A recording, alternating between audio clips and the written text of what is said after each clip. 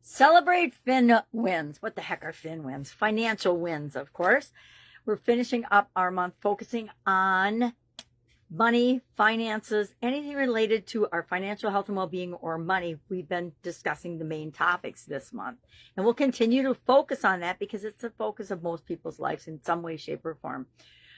We're wrapping up. We wrapped up the super process yesterday. I guess I could have pulled that down.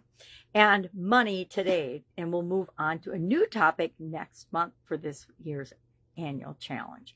I'm not going to say what it is. You can figure it out tomorrow when you join me. So today, our topic is to celebrate financial progress, celebrate our financial wins. Why? Because the more we celebrate the things that are working right in our life, the more of those things we'll be attracted to, and we will have to celebrate in our business, and not our business, but in our life.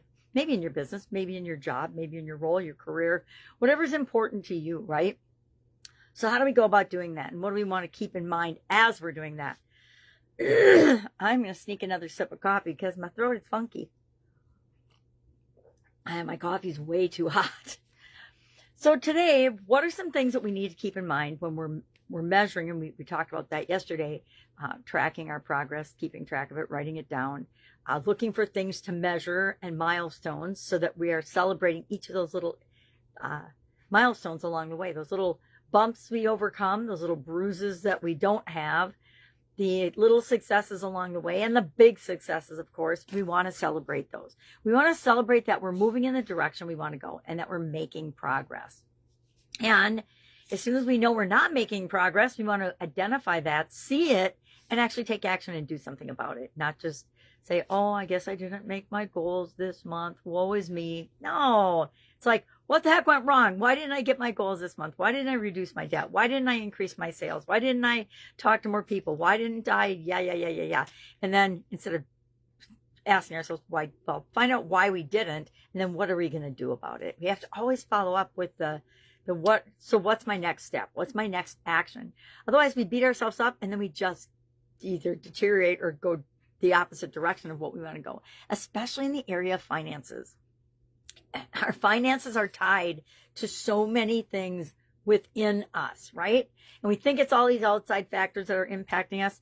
But the biggest factor that impacts how we will show up in the world, how successful we'll be, how much value we'll give out into the world, therefore how much value we'll get back from other people and other sources, is all determined within us. Our self-esteem, our worth, our worthiness, how open we are to receiving, etc. All these things.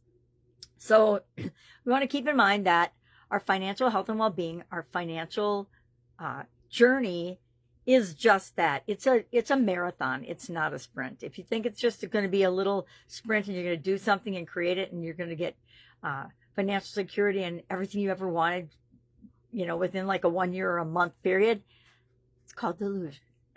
You can call it anything you want, but it's not realistic, and not as only. And again, who am I to say what's realistic for you? There's people that win the lottery and their lives are changed, in an instant, the instant that lottery number is pulled.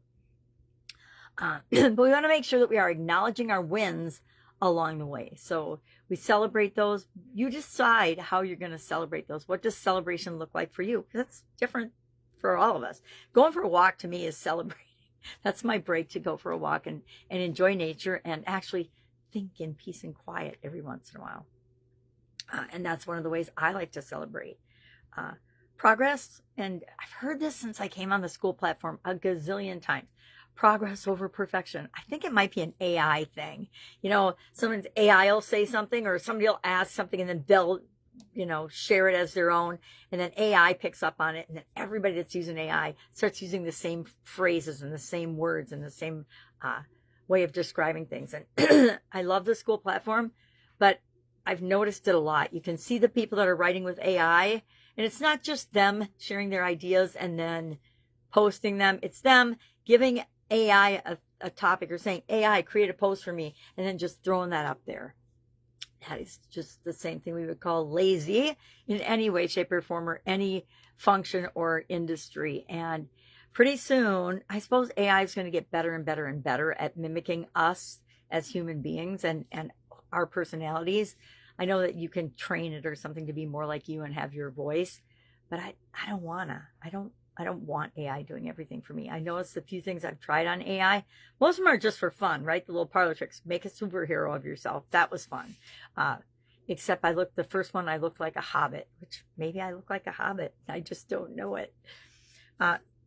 So what are we going to do? We are going to reflect on this month. And I say, since it's the end of the quarter, reflect on this whole first quarter and acknowledge yourself for what's working. Notice what isn't working and what still needs improvement, and apply either the SOAP framework or our super process, or ask for help. If you don't have an accountability partner, ask for an accountability partner. If you don't have a buddy, ask for a buddy. If you don't have a friend or somebody that you can knock ideas off of and with, share ideas and brainstorm and things and help one another out and encourage one another in your personal group, yet I say reach out and let's find you one, because that is one of the secret ingredients to success, is having at least one other person that you can bounce ideas off as. That's why I think the school platform is so awesome, because you can find a whole communities that have similar interests and like-minded people to you. And so you now have this huge support system versus trying to do things on your own. And guess what? We're all here for the same reason, right? We're all trying to be the best possible version of ourselves, hopefully make the world a better place for us being here. So, as you reflect on quarter one, and especially on March, since that's the area that we're focusing on and talking about and wrapping up today, what's the progress that you've made in each of, say, debt, income, adding value, putting value out into the world? And that looks different for me if I'm an employee than me if I'm a business owner. It's still, we're putting value and energy into something that we want to grow. Most of us wanted when I was in corporate America, I put a lot of energy into my career because I wanted my career to grow. Same with my businesses. I put a lot of energy into my businesses and I wasn't always great at what is the most important thing for me to be doing in that business. And we should ask ourselves that question every day. What is the most important thing for me to do today to get the best return on my time investment? So, share in the comments below. Let's see. One thing that you're most proud of from this quarter financially. Share that in the comments below. And you can be vague if you want, but just share one thing, because we want to make sure we are celebrating these wins. Any questions? Hit me up and ask. Otherwise, make it a fantastic day. And I will, of course, be with you tomorrow.